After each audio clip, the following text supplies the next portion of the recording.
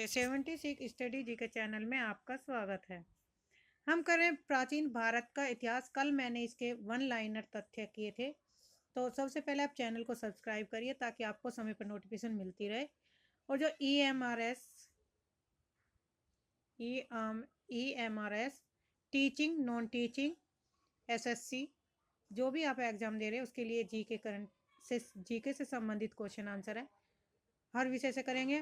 पहले में प्राचीन हिस्ट्री के क्वेश्चन सारे पूर्ण करेंगे, फिर उसके बाद भूगोल, पॉलिटिकल और इकोनॉमिक्स सभी की वन लाइनर तथ्य आपकी प्लेलिस्ट में बना दिया। तो आप प्लेलिस्ट से जाइए। कल मैंने क्या किया था, प्राचीन भारत के इतिहास से संबंधित किए थे। तो हमने इसमें क्या पढ़ा था, पुरापाषाण काल, नवपाषाण काल आदि से संबंधित, प्रमुख वेद, प्रमुख पुराण किस किस में क्या है। तो आप इसकी वीडियो देख लीजिए। उससे पहले ब्राह्मण ग्रंथ, यहाँ से क्वेश्चन हर बार पूछे जाते हैं और कुछ उससे महत्वपूर्ण तथ्य थे। तो यह सिंधु घाटी सभ्यता और हड़प्पा सभ्यता, यानी कि सिंधु घाटी सभ्यता का विकास कैसे और क्या कैसी सिंधु घाटी की सभ्यता थी, हड़प्पा नगर सभ्यता का किस प्रकार की थी, ये सब तो कल हम ये कर चुके हैं। और ये यहाँ से इम्पोर्टेंट क्वेश्चन, सिंधु घाटी सभ्यता के प्रमुख स्थल। तो आज करेंगे हम, दूसरा टॉपिक है हमारा वैदिक सभ्यता। इससे पहले आप एक वीडियो बना दिया, अपलोड कर दिया, प्लेलिस्ट बना दिया आपकी हिस्ट्री ज्योग्राफी भूगोल के नाम से। तो आप प्लेलिस्ट पे जाइए, वहाँ पे आपको ये मिल जाएंगी। दूसरा टॉपिक है वैदिक सभ्यता। वैदिक काल को दो भागों में विभाजित किया गया। नंबर 1 ऋग्वैदिक काल, इसका समय 1500 से 1000 ईस्वी। दूसरा है उत्तर वैदिक काल। वैदिक काल को कितने भागों में बांटा है, दो भागों में, ऋग्वैदिक काल और उत्तर वैदिक काल। ऋग्वैदिक काल का समय है 1500 से 1000 ईस्वी और उत्तर वैदिक काल से 1000 से 600 ईसा पूर्व। प्रारंभिक वैदिक काल में धनवान व्यक्तियों को क्या कहा जाता था, गोमत के रूप में जाना जाता था। प्रारंभिक वैदिक काल में धनवान व्यक्तियों को किस रूप में जाना जाता था, गोमत। मैक्स मूलर ने बताया कि आर्य मूल रूप से कहाँ के निवासी थे, तो ये थे मध्य एशिया बैक्टीरिया के निवासी। मैक्स मूलर ने आर्य को मुख्य रूप से कहाँ का निवासी बताया है, तो मध्य एशिया बैक्टीरिया के। आर्यों द्वारा निर्मित सभ्यता कैसी थी, तो वैदिक सभ्यता थी। आर्य का शब्द था श्रेष्ठ। आर्यों की भाषा संस्कृत थी और ग्रामीण सभ्यता थी। भाषा आर्यों की कैसी थी, संस्कृत, और सभ्यता कैसी थी, ग्रामीण। प्रशासन की इकाई को 5 भागों में विभाजित किया। तो यहाँ से क्वेश्चन बनता है, क्रम में भी क्वेश्चन लगाने के मिल जाएगा। तो सबसे पहले कुल, फिर ग्राम, फिर विश्व, जन और राष्ट्र। सबसे छोटी इकाई कौन सी मानी जाती है, कुल, और सबसे बड़ी राष्ट्र। तो ये इससे संबंधित क्वेश्चन यहाँ पे बनेगा। आर्यों की मुख्य को प्रमुख सामाजिक इकाई जन थी, यानी कि जो आर्यों की जो मुख्य इकाई थी वो कौन सी थी, जन। ग्राम का मुखिया को ग्रामनी कहते थे। विश्व के प्रधान को विश्वपति कहलाता था। जन के प्रधान को राजा या जनपति कहते थे। सभा एवं समिति राजा को सलाह देने वाली संस्थाएं थी। राजा को सलाह देने वाली संस्थाएं कौन सी थी, सभा एवं समिति। स्त्रियों दोनों में भाग ले सकती थी, सभा में भी और समिति में भी। यानी कि वैदिक काल की जो सभ्यता थी, वैदिक काल का जो समय था, उसमें स्त्रियां भी भाग लेती थी। पुत्री को वैदिक काल में दुहिता कहा जाता था और गाय को अघन्या। ऋग्वैदिक समाज को व्यवसाय के आधार पर 4 वर्णों में बांटा गया है। नंबर 1 ब्राह्मण, क्षत्रिय, वैश्य और शूद्र। आर्यों का समाज कैसा था, पितृ सत्तात्मक था। यानी कि जो हमारा समाज था वो पितृ सत्तात्मक, पितृ क्या होते थे, परिवार में मुखिया होते थे और उन्हीं की परिवार में चलती थी। समाज की सबसे छोटी इकाई क्या मानी जाती है, परिवार या कुल, जिसका मुखिया पिता होता था और उसे कुलुप या गृहपति कहते थे, किसे, पिता को। स्त्रियां इस काल में अपने पति के साथ यज्ञ के कार्यों में भी भाग लेती थी। यानी कि स्त्रियों को यह अधिकार था वैदिक काल में कि वे अपने पति के साथ पूजा पाठ यज्ञ में भाग लेती थी। वैदिक काल में बाल विवाह और पर्दा प्रथा का प्रचलन नहीं था। यानी कि वैदिक काल में जो किसकी प्रथा नहीं थी, बाल विवाह की और पर्दा प्रथा की। यानी कि घूंघट नहीं करते थे, पर्दा नहीं, मुंह नहीं ढकते थे। तो मुंह ढकने को पर्दा कहते हैं, पर्दा करना। तो वैदिक काल में कैसा था, पर्दा प्रथा का प्रचलन नहीं था, न बाल विवाह होते थे। विधवा अपने मृत पति के छोटे भाई, यानी कि जो अगर कोई स्त्री विधवा हो जाती है तो वह उसके छोटे भाई से विवाह कर सकती थी। जीवन भर अविवाहित रहने वाली महिलाओं को अमाजू कहा जाता था।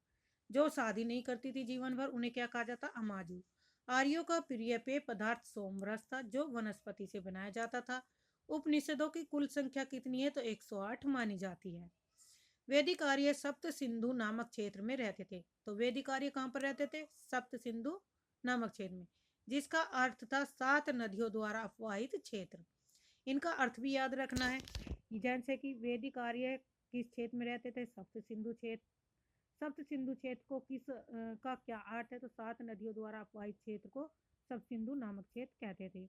7 नदियों में से एक झेलम नदी, जिसका प्राचीन नाम वितस्ता था। तो पहले प्राचीन नाम झेलम का क्या था? वितस्ता। ऋग्वैदिक आर्यों का मुख्य व्यवसाय पशुपालन था।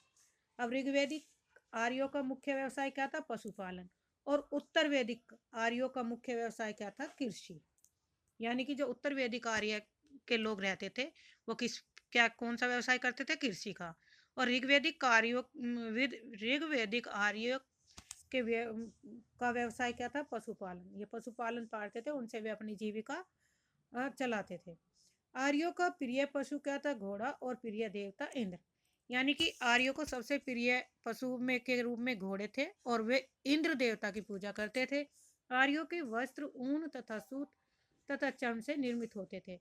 अयस शब्द का वैदिक काल में प्रयोग हुआ। इस काल के लोग लौह धातु से परिचित नहीं थे। क्वेश्चन यहीं से बनेगा कि कौन से लोग लौह धातु से परिचित नहीं थे? तो वैदिक काल के लोग।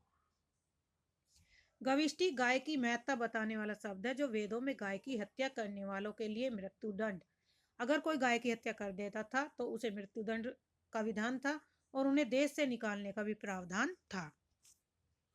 वैदिक काल में 4 प्रकार की वर्ण व्यवस्था प्रचलित थी। कौन कौन सी? ब्राह्मण, क्षत्रिय, वैश्य और शूद्र। उत्तर वैदिक काल। उत्तर वैदिक काल में वैश्य वर्ण मुख्य रूप से कृषि, पशुपालन और व्यापार जैसे कार्य करते थे। अब उत्तर वैदिक काल के लोग जो थे, वे क्या करते थे? कौन कौन से व्यापार करते? वे कृषि भी करते थे, पशु का पालन करते थे, और व्यापार जैसे कार्यों में भाग लेते थे। उत्तर वैदिक काल में सामाजिक व्यवस्था का आधार वर्णाश्रम को माना जाता था। उत्तर वैदिक काल में यज्ञ को अधिक महत्व दिया गया था, जिसके फलस्वरूप ब्राह्मण की शक्ति तथा कार्य क्षेत्र में अपार रूप से वृद्धि दर्ज की गई। उत्तर वैदिक काल में गोत्र व्यवस्था की स्थापना की गई। उत्तर वैदिक काल में इंद्र के स्थान पर प्रजापति देवता सबसे प्रिय थे। तो उत्तर वैदिक काल के सबसे प्रिय देवता कौन थे? प्रजापति।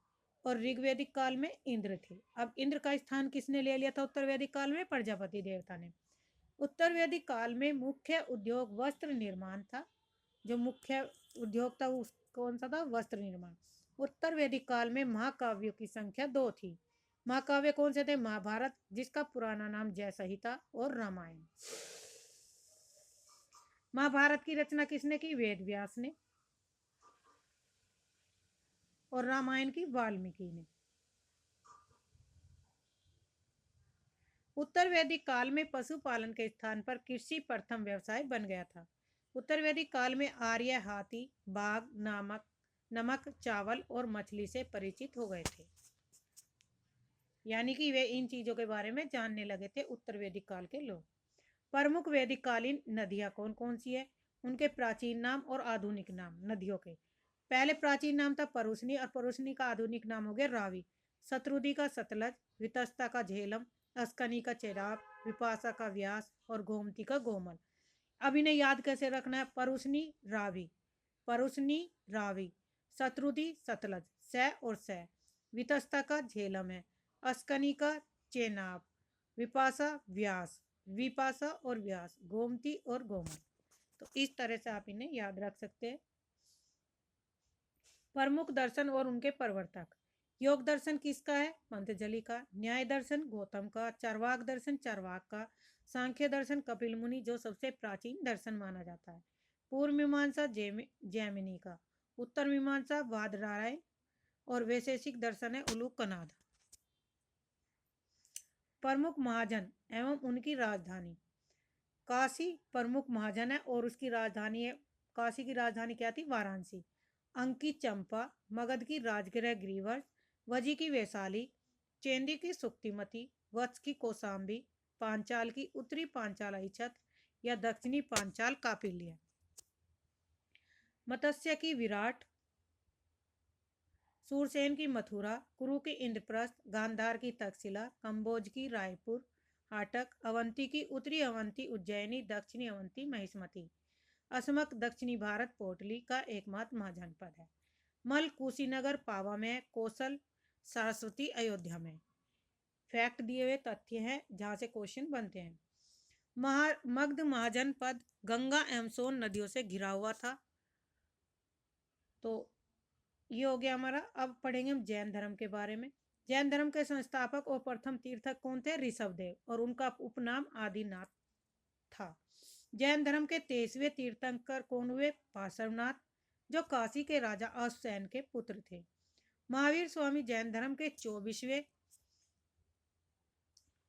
तथा अंतिम तीर्थंकर थे, और महावीर स्वामी का जन्म 540 ईस्वी में कुंडग्राम वैशाली में हुआ था। इनके पिता का नाम सिद्धार्थ और ज्ञातक कुल के सरदार थे। इनकी माता का नाम तिरसला देवी, जो लिच्छवी राजा चेटक की बहन थी। महावीर स्वामी की पत्नी का नाम यशोधरा और पुत्री का नाम प्रिय दर्शना था। महावीर स्वामी के बचपन का नाम वर्धमान, और महावीर स्वामी ने 30 वर्ष की आयु में माता पिता की मृत्यु के पश्चात अपने बड़े भाई नंदीवर्धन से अनुमति लेकर सन्यासी जीवन को स्वीकार किया था। 12 वर्ष की कठोर तपस्या के पश्चात जाम्बिक ग्राम में रिजु पालिका नदी के किनारे साल के वृक्ष के नीचे इनको ज्ञान कैवल्य की प्राप्ति हुई। इंद्रियों को जीतने के कारण इनका नाम महावीर पड़ा था। इन्होंने अपने उपदेश प्राकृत अर्धमागधी भाषा में दिए। महावीर के प्रथम अनुयायी उनके दामाद जमाली थे। जैन धर्म में 18 पापों की कल्पना की गई। जैन साहित्य को आगम कहा जाता है। जैन धर्म में हुए तीर्थंकरों का जीवन कल्प सूत्र नामक पुस्तक में वर्णित है। यह भद्रभाव में लिखी थी। जैन धर्म के 3 रत्न हुए: सम्यक दर्शन, सम्यक ज्ञान और सम्यक आचरण। जैन धर्म में ईश्वर की मान्यता नहीं है, इसमें आत्मा की मान्यता है। महावीर स्वामी पुनर्जन्म और कर्मवाद में विश्वास रखते थे। जैन धर्म में पूर्ण ज्ञान को कैवल्य ज्ञान कहा गया है। जैन धर्म का सबसे महत्वपूर्ण सिद्धांत अहिंसा था। अहिंसा। 72 वर्ष की आयु में महावीर स्वामी की मृत्यु 468 ईसा पूर्व में पावापुरी राजगीर में हो गई। जैन मठों को बसदिश कहा जाता था। मौर्योत्तर युग में मथुरा जैन धर्म का प्रसिद्ध केंद्र था। खजुराहो मध्य प्रदेश में जैन मंदिर का निर्माण चंदेल शासकों ने करवाया था। तो यहाँ से इम्पोर्टेंट है, ये खजुराहो का जो मंदिर है वो कहाँ पर है, किस राज्य में? मध्य प्रदेश में। और किसने किया था? चंदेल शासकों ने। जैन धर्म को मानने वाले राजा निम्नलिखित थे: उदयन वंद राजा, चंद्रगुप्त मौर्य, खारवेल, अमोघवर्ष, चंदेल शासक। जैन धर्म ने अपने आध्यात्मिक विचारों को सांख्य दर्शन से प्राप्त किया। प्रथम जैन संगति लगभग 300 ईसा पूर्व में पाटलिपुत्र में हुई। ये जैन संगति जो है ये महत्वपूर्ण है, ये हर एग्जाम में पूछी जाती है कि प्रथम जैन संगति किसके समय में हुई, तो पाटलिपुत्र में हुई, और इसके अध्यक्ष कौन थे? स्थूलीभद्र। द्वितीय जैन संगति 6ठी शताब्दी में बलभी गुजरात में हुई, जिसके अध्यक्ष किसने की थी? देवार्धी क्षमा शर्मन ने। प्रथम जैन संगति में जैन धर्म 2 भागों में विभाजित हो गया था। कौन कौन से? श्वेतांबर सफेद वस्त्र धारण करने वाले, दिगंबर नग्न रहने वाले। श्वेतांबर स्थूलभद्र के शिष्य तथा दिगंबर भद्रबाहु के शिष्य थे। पर्युषण पर्व जैन समुदाय के लोगों द्वारा मनाया जाता है। तो यहाँ पे इम्पोर्टेंट है। तो ये सारी जैन संगति और इनसे ये इम्पोर्टेंट सारे तथ्य हैं। वैसे तो एक बार आप रिवीजन कर लेंगे तो अच्छे से हो जाएगा। बौद्ध धर्म। बौद्ध धर्म के संस्थापक कौन थे? गौतम बुद्ध, जिन्हें एशिया का ज्योतिपुंज भी कहा जाता है। इम्पोर्टेंट है। इनका जन्म 563 ईस्वी में कपिलवस्तु के लुम्बिनी नामक स्थान पर हुआ था। इनके पिता का नाम शुद्धोधन, जो कि शाक्यगण के मुखिया थे। किसके पिता? सिद्धार्थ के पिता थे शुद्धोधन, और वे शाक्यगण के मुखिया थे। इनकी माता माया देवी की मृत्यु इनके जन्म के 7वें दिन ही हो गई थी। किसके? सिद्धार्थ के जन्म होने के 7 दिन बाद इनकी माता की मृत्यु हो गई। इनका पालन पोषण इनकी मौसी प्रजापति गौतमी ने किया। गौतम बुद्ध के बचपन का नाम सिद्धार्थ था, जिनका विवाह 16 वर्ष की अवस्था में यशोधरा के साथ हुआ था। इनके पुत्र का नाम राहुल था। सिद्धार्थ जब कपिल वस्तु की सैर पर निकले तो उन्होंने बूढ़ा व्यक्ति, सबसे पहले कौन सा देखा? बूढ़ा व्यक्ति। दूसरे नंबर पर बीमार व्यक्ति देखा, तीसरे पर शव देखा, अर्थी को, और चौथी बार सन्यासी को देखा। तो 4 व्यक्ति इनके जीवन में देखा, जिसे देखने से इनका मन क्या हो गया, विचलित हो गया था। सिद्धार्थ ने लोगों के दुखों को दूर करने का निश्चय लेते हुए 29 वर्ष की आयु में गृह त्याग दिया, जिसे बौद्ध धर्म में महाभिनिष्क्रमण कहा जाता है। सिद्धार्थ ने ज्ञान की खोज में इधर उधर भटकने के बाद सर्वप्रथम वैशाली के समीप अलार कलाम तथा रुद्र करामपुत नामक 2 गुरुओं से शिक्षा ली। अलार कलाम सांख्य संप्रदाय के अनुयायी थे, जिन्होंने 6 वर्ष की कठोर तपस्या के पश्चात उनको वैशाख पूर्णिमा की रात निरंजना नदी यानी कि पुनपुन नदी के किनारे पीपल के वृक्ष के नीचे ज्ञान की प्राप्ति हुई। किसे? गौतम बुद्ध को। गौतम बुद्ध ने अपना प्रथम उपदेश सारनाथ में दिया, जिसे बौद्ध ग्रंथों में धर्मचक्र प्रवर्तन के नाम से जाना जाता है। महात्मा बुद्ध ने तपस्सु एवं भलिक नामक 2 शूद्रों को बौद्ध धर्म का सर्वप्रथम अनुयायी बनाया। तो बौद्ध धर्म के सर्वप्रथम जो 2 अनुयायी बने थे वे कौन थे? तपस्सु और भलिक। इन 2 को बनाया था सबसे पहले। बुद्ध अपना प्रचार करते हुए पावा पहुंचे, जहां वे एक लुहार की आम्र वाटिका में ठहरे। उसने बुद्ध को खाने में कुछ दे दिया, जिससे उनके उदर विकार पेचिश हो गया और भयानक पीड़ा उत्पन्न हुई। तत्पश्चात वे कुशीनगर गए। यहाँ 483 ईसा पूर्व में 80 वर्ष की अवस्था में बुद्ध ने अपना शरीर त्याग दिया। इसे बौद्ध ग्रंथों में महापरिनिर्वाण कहा जाता है। बुद्ध पावा से कुशीनगर चले गए और यहीं पर सुभद्र को अपना अंतिम उपदेश दिया। बौद्ध धर्म के 3 रत्न थे। कौन कौन? बुद्ध, धम्म और संघ। बौद्ध भिक्षुओं के निवास स्थान को विहार तथा पूजा स्थल को चैत्य कहा जाता है। चतुर्थी बौद्ध संकृति के बाद जो बौद्ध धर्म 2 भागों में विभक्त हो गया, हीनयान और महायान। महात्मा बुद्ध के ज्ञान प्राप्त करने की घटना को बौद्ध धर्म में संबोधि कहा जाता है। बौद्ध साहित्य के 3 पिटक हैं, सुत्त पिटक, विनय पिटक और अभिधम्म पिटक। अपने प्रिय शिष्य आनंद के आग्रह पर बुद्ध ने बौद्ध संघ में स्त्रियों के प्रवेश की अनुमति दे दी थी। यानी कि बौद्ध धर्म में स्त्रियों का प्रवेश दिलाने के लिए किसने आग्रह किया था? तो बौद्ध के जो प्रिय शिष्य थे आनंद के आग्रह पर। महाबोधि मंदिर परिसर का महात्मा बुद्ध के जीवन से सीधा संबंध है। आजीवक संप्रदाय की स्थापना मखली पुत्र गोसाल ने की थी। बौद्ध धर्म की पवित्र दिशा दक्षिण थी। बौद्ध धर्म का प्रचार पाली भाषा में किया गया। इंपोर्टेंट है, क्वेश्चन पूछा। बुद्ध ने शाब्दिक उपदेश कहाँ पर दिए? सारस्वती में।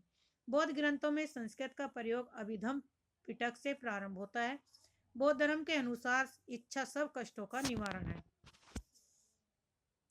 निर्वाण बौद्ध धर्म का परम लक्ष्य है, जिसका अर्थ है दीपक का बुझ जाना, अर्थात जीवन मरण चक्र से मुक्त होना।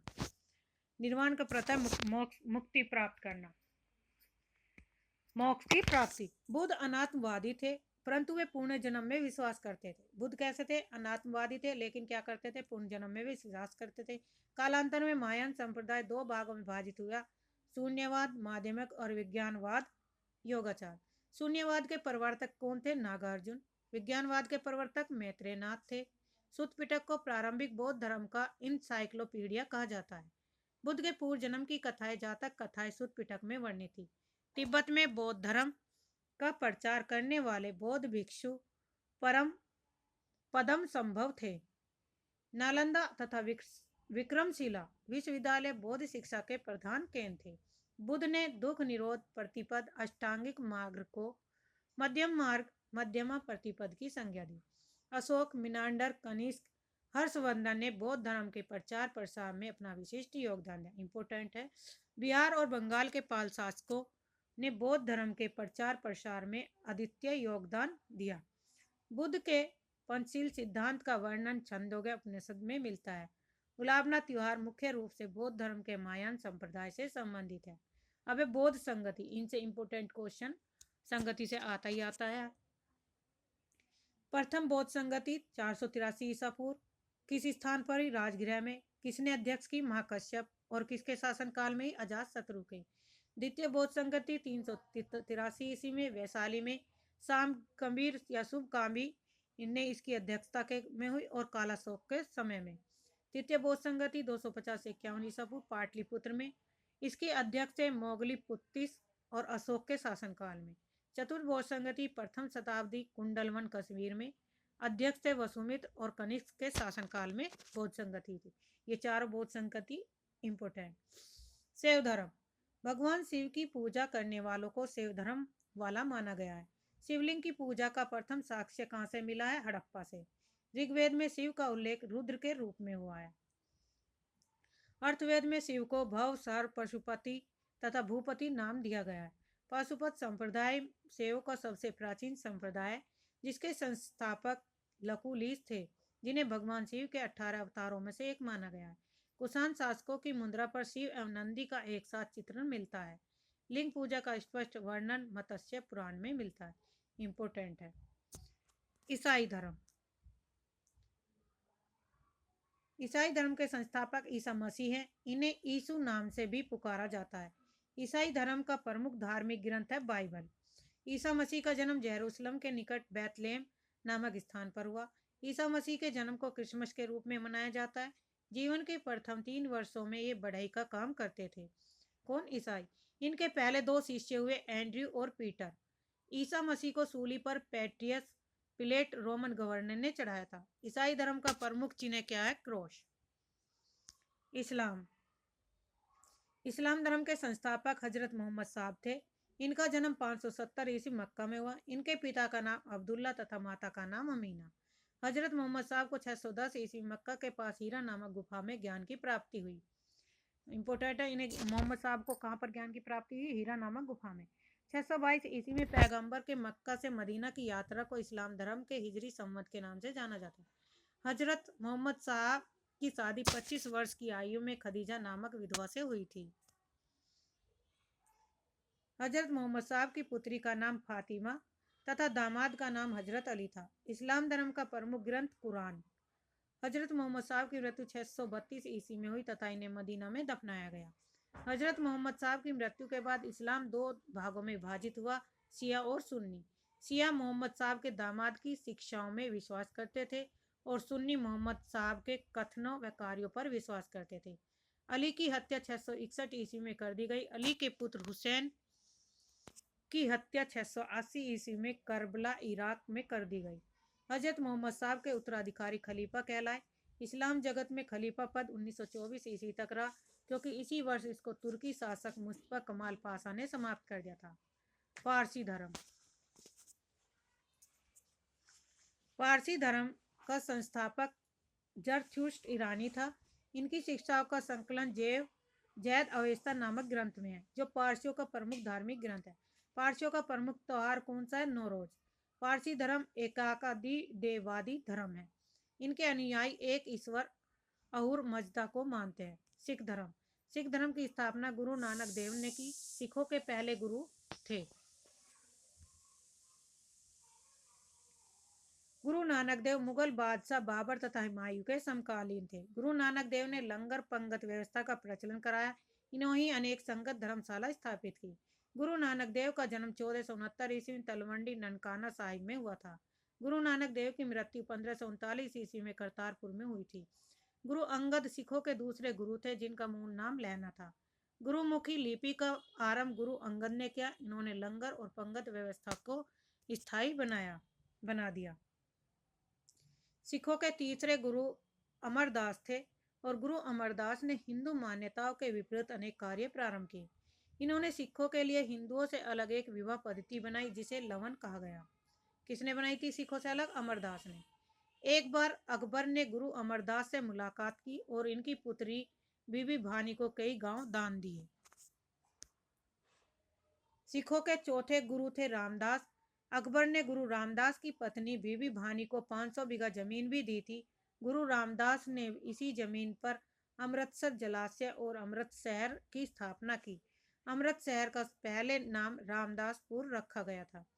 गुरु अर्जुन देव सिखों के 5वें गुरु थे। इन्होंने आदि ग्रंथ की रचना की। किसने? अर्जुन सिंह ने। मुगल बादशाह जहांगीर ने गुरु अर्जुन देव की हत्या 1606 ईस्वी में राजकुमार खुसरो की सहायता करने के कारण करवा दी थी। सिखों के छठे गुरु हरगोविंद थे। इन्होंने सिखों को एक सैन्य संगठन का रूप दिया तथा अकाल तख्त का निर्माण भी कराया। सिखों के 7वें गुरु हरराय थे तथा इन्होंने दारा सिखों को सहयोग प्रदान किया।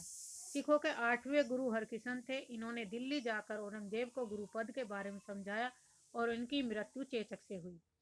सिखों के 9वें गुरु तेग बहादुर थे। इस्लाम स्वीकार न करने के कारण औरंगजेब ने इनकी हत्या करवा दी थी। सिखों के 10वें और अंतिम गुरु गोविंद सिंह थे। गुरु गोविंद सिंह का जन्म 1666 ईस्वी में पटना में हुआ और इनके निवास स्थान को आनंदपुर साहिब कहते हैं। गुरु गोविंद सिंह की मृत्यु 1708 ईस्वी में नांदेड़ नामक स्थान पर हुई। इन्होंने पाहुल प्रणाली की भी शुरुआत की थी।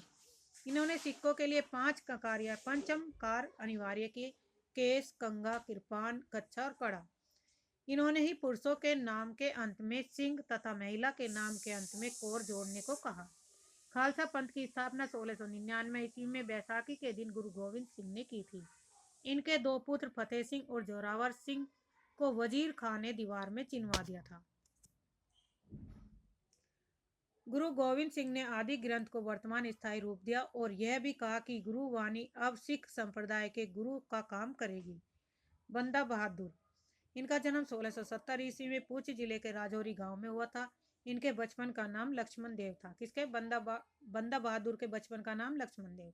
इनके पिता का नाम रामदेव। इन्होंने लोहगढ़ को अपनी राजधानी बनाई। इन्होंने गुरु नानक देव तथा गुरु गोविंद सिंह के नाम के सिक्के चलाए। इन्होंने सरहिंद प्रांत के मुगल फौजदार वजीर खां की हत्या कर दी।